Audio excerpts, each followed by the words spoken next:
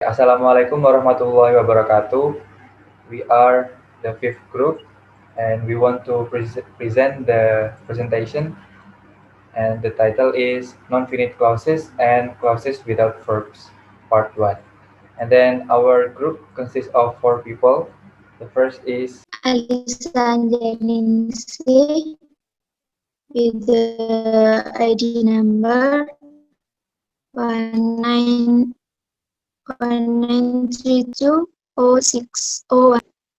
okay, and then me. My name is Adam Jasar Gunawan. My ID number is 19320155. Okay, and then my name is Nurul Mufida. My ID number is 19320144. And my name is Wahyudini Fitratul Aini. My ID number is 1932-0140. Okay, the first presentation is about four kinds of non-finite clauses that will be presented by Icham. Okay, there are four kinds of non-finite. Clause headed by current participle and past participle are always non-finite, and clauses with a plain form verb are non-finite when they belong to the infinitive construction. As you can see at the example, the first and second example are non-finite clauses with a head verb in the plain form. Written and writing in the third example and written in the fourth example are verb from gerund and past participle. And for the form of non-finite clause will be presented by Ginny. Alright, so the next is form of non-finite clause. Non-finite clauses contain a predicate that has the form of a verb phrase headed by a secondary form of the verb. This means that they do not have primary tense. There are four kinds of how to distinguish non-finite clauses from main clause. The first is subordinator in two infinitives 2 and 4. The second is subjectless non-finite. And the third is non-finite with an overt subject. And the last is hollow non-finite clauses. So in here, the first is subordinators in two infinitives 2 and 4. Two infinitives are marked by the word to, which derives historically from the prepositions to. It is now unique. No other item has exactly the same grammatical properties. There are actually two different ways in which an understood subject is associated with a predicate. The first is we take it to be a member of the subordinatory category, a special marker for phrase of infinitival clauses. And when a two infinitival contain a subject, it also contains the clause subordinator for, which appear at the beginning of the clause right before the subject. Next.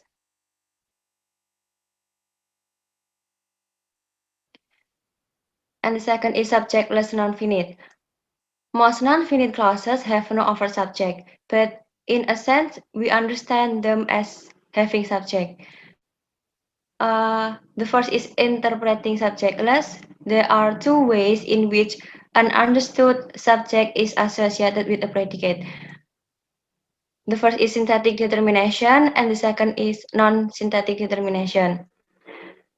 And non-finite clauses function as an adjunct when construction falls close to the boundary between the determinate and non-determinate construction.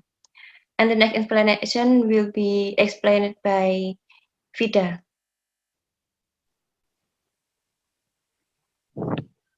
Okay, I will continue. The third form of non-finite is non-finite with an overt subject.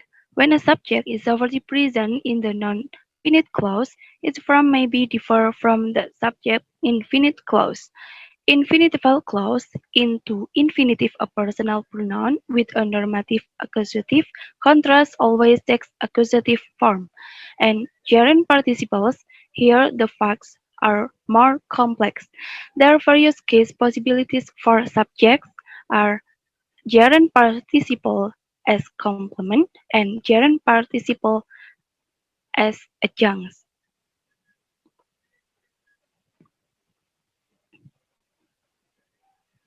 And the last is hello non-finite clause. Most non-finite clauses have no overt subject, but there is also a type where some non-subject element is missing yet recoverable from the antecedent expression. The brackets here have incomplete structure. Form, they are predominantly to infinitival, functional of missing element. This is normally direct object or object preposition. Antecedent, the antecedent is normally a non-phrase, often the metric subject or nominal. And the presentation will be continued by Adam. Okay. The third is the function of non-finite clause, and kinds there are four kinds of non-finite clause: to infinitives, per infinitive, gerund participles, and past participle. The first is to infinitivals. The function is as a complement or as a modifier or as an adjunct in several terms and begin with the word to. That's why called to infinitivals. The first is as a subject. As you can see at Huddleston book page 212, the example of to infinitive as subject is to turn back now would be a mistake. The word to turn back now is to infinitivals that as a subject. And then in here, I give you another example. Another example is to understand statistics. That is our aim. In here, to understand statistics is to infinitive as subject. And then number two is to infinitivals as extra post subject. The example is it would be a mistake to turn back now. The word to turn back now in the last uh, is form of to infinitivals that the function as extra post subject. And then the third is extra post subject as a extra post subject. I mean as an extra post object. The example is we consider it sensible to take legal advice. The word to take legal advice is to infinitivals, and the function is as an extra post object. And then next is as an internal in complement of verb. The example is her parents intend to buy her car. The word intend to buy her car is the to infinitive form. And then as a complement of preposition, the example is I go to the gym in order to keep fit.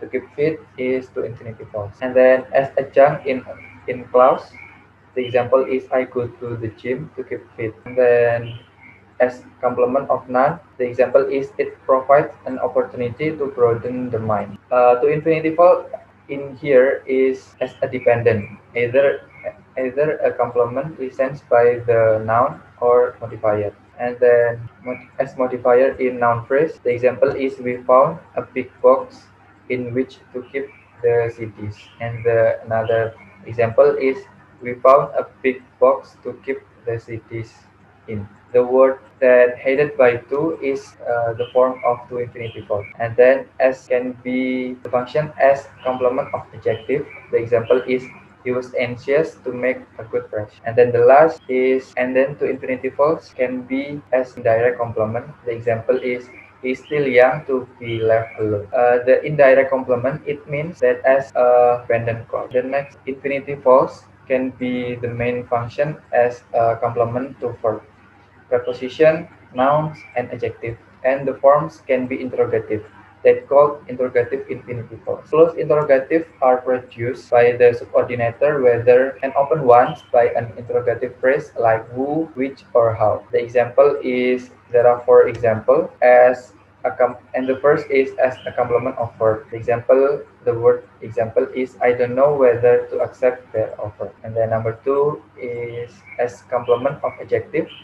I'm not sure how to proceed. And then the another example is I'm happy to be here. To proceed and to be here is complement of adjective in word happy and sure. And then number three is as complement of preposition. The example is they can agree on what to do about it. To infinitive to do about it is the complement of the preposition on. And then the last is as complement of noun. The example is a decision whether to go ahead hasn't been made, where infinitive false. The function is as a complement in only four terms. I mean, in Huddleston book said in four terms, but in here I put in the complement of help in as a complement of causative verb. So in here, like I can say the function as a complement in only three terms. The first is as complement of modal auxiliary.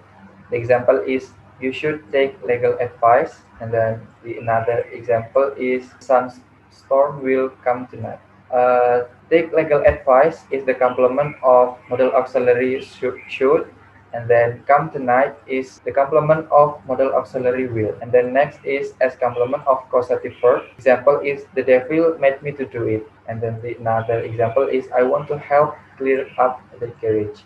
As you know, causative verbs is there are a lot of verbs that include in causative verb, that is have, let, make, hear, help, and what. So in here, in the word the devil made me to do it, the causative verb is make in the form of made, and then in the next example is help. And then the last very infinitival that the function occur in as a complement of specifying be. The example is all I did was ask a simple question. Be in here in the word was. And the next is gerund participle. The function of gerund participle specifically placed in the noun position of a sentence, different with present participles, whereas placed with the verb phrase, usually as modifier. Gerund participle can found in any terms, similarly with to infinitivals. Okay, the first is a subject. The example in you can see also in Huddleston book page 213. Bringing your dad in on the deal was a great idea. And then I can give another example. Brushing your hair prevents it from tackling. The ing in the beginning of word is a gerund participle that the function is as a subject. And the next is post subject. The example is it's been a pleasure talking to you both. As object, the example is I can find talking to Mark rather stressful. The function as object, the gerund participle as object, only occur as object if with a predicative complement. Therefore, in infinitivals cannot occur like that. And then as extra post object, the example is he considers it a waste of time going to meeting. And then the next is as internal complement of verb. The example is I remember telling you about her. And then as complement of preposition, the example is he insists on checking everything himself. And then next as a junk in class. The example is having read the paper, I can see why you care. Then the last is as modifier in noun phrase. The example is who was the doctor performing the operation. Okay, next is past participle that would be explained by Icha. For, for the past participles, the function is as a complement only occur in two terms. First as internal complement as verb, and second is as modifier in NP. As you can see in the example, the word that underlined is written and dismissed, and is it the past participles? Okay, that's all from us. Thank you. If our presentation isn't clear enough, you can ask in WhatsApp group. Thank you for your attention. Wassalamualaikum warahmatullahi wabarakatuh.